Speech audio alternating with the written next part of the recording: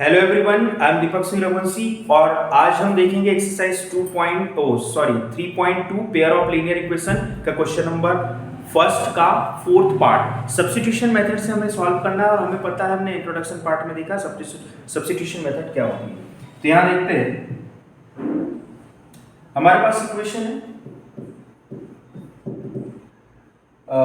0.2 point से नहीं डरना है, दोनों साइड 10 से मल्टीप्लाई, यहां भी दोनों साइड 10 से मल्टीप्लाई करना। क्लियर है?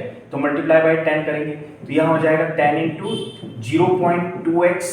मल्टीप्लाई करने से क्या होगा, 0.3 में जब 10 का मल्टीप्लाई करते हैं तो पॉइंट हट के ये 10 टाइम्स बड़ी हो जाती है क्वांटिटी, तो क्या हो जाता है 3। क्लियर है? ऐसे हम सब में मल्टीप्लाई करेंगे, जैसे हमने 10 का मल्टीप्लाई किया कितने 0.5 में, तो 10 टाइम्स बड़ी क्वांटिटी हो जाएगी, तो हमें क्या मिलेगा 5। ठीक है, ऐसे मल्टीप्लाई करेंगे। क्लियर? तो देखते हैं इसमें 10 का मल्टीप्लिकेशन किया, 10 into 0.2x plus 0.3y is equal to 10 into 1.3। तो क्या इक्वेशन मिल गई हमें यहाँ पर? यहाँ मिल जाएगी 2x प्लस 3y, 10 टाइम्स बढ़ गया और इज इक्वल टू कितना 13। इसे इक्वेशन कौन सी दे देंगे? फर्स्ट। ठीक। एंड सेकंड इक्वेशन में हमने 10 से मल्टीप्लाई किया तो 0.4x plus 0.5y is equal to 10 into 2.3।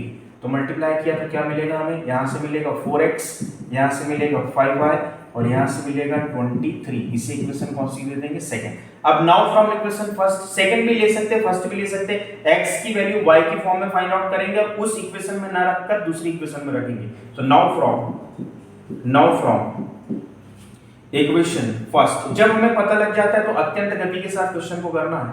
2x plus 3y is equal to 13।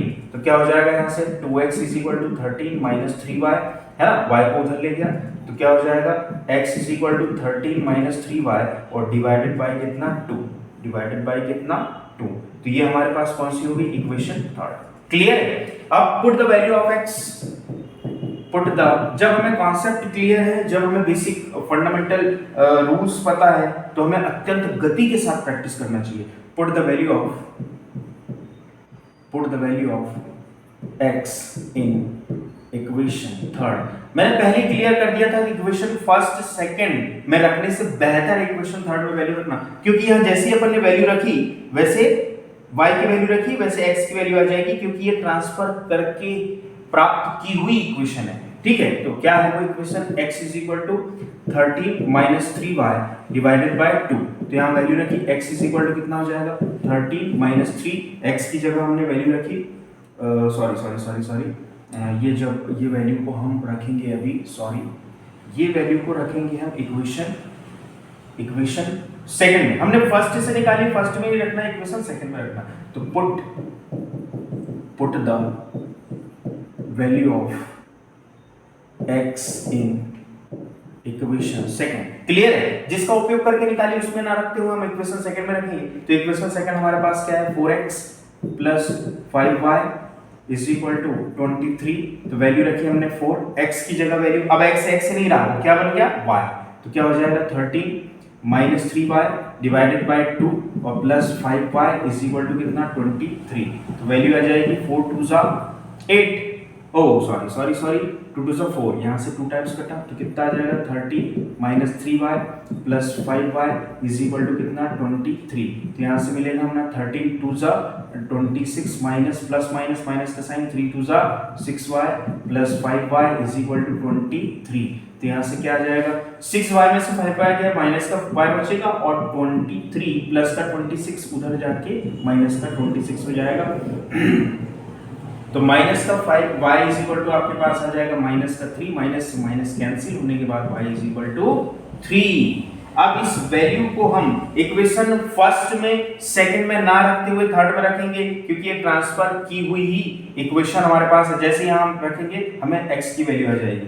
ठीक है, तो put the value of y in equation third. कहां रखना है? Equation third. याद रखना, सब्स्टिट्यूशन में मेथड में आपको थर्ड इक्वेशन में रखना ही ज्यादा आसान होगा। ऐसा नहीं है कि फर्स्ट में रखने पर वैल्यू नहीं आएगी, सेकंड में रखने पर वैल्यू नहीं आएगी, थर्ड इक्वेशन थोड़ा सा आसान होगा।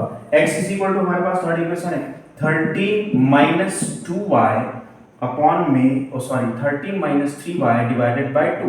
तो वैल्यू रखी x is equal to 13 minus 3 into y की प्लेस पर वैल्यू रखी हमने 3 और डिवाइडेड बाय 2। तो यहाँ वैल्यू आ जाएगी x is equal to 13 minus 3 3 सा 9 डिवाइडेड बाय 2। तो यहाँ से x की वैल्यू 13 में से 9 सब्ट्रैक्ट हुआ, 13 में से 9 सब्ट्रैक्ट हुआ तो कितना बचा? 13 में से 9 सब्ट्रैक्ट हुआ तो कितना बचा? 4 divided by 2। So x is equal to कितना आ जाएगा हमारे पास? 2। कितना? 2। चेक कर लेंगे कोई भी एक इक्वेशन फर्स्ट से। तो 2x चेक करेंगे, check 2x plus 3y is equal to कितना है? 13 है। क्लियर? तो क्या आ जाएगा? 2 और x की प्लेस पर 2 प्लस 3 y की प्लेस पर कितना रखना? 3 इज इक्वल टू कितना आना चाहिए? 13। क्या आ जाएगा? 2 2 सा 4 प्लस 3 3 सा 9 इज इक्वल टू 13।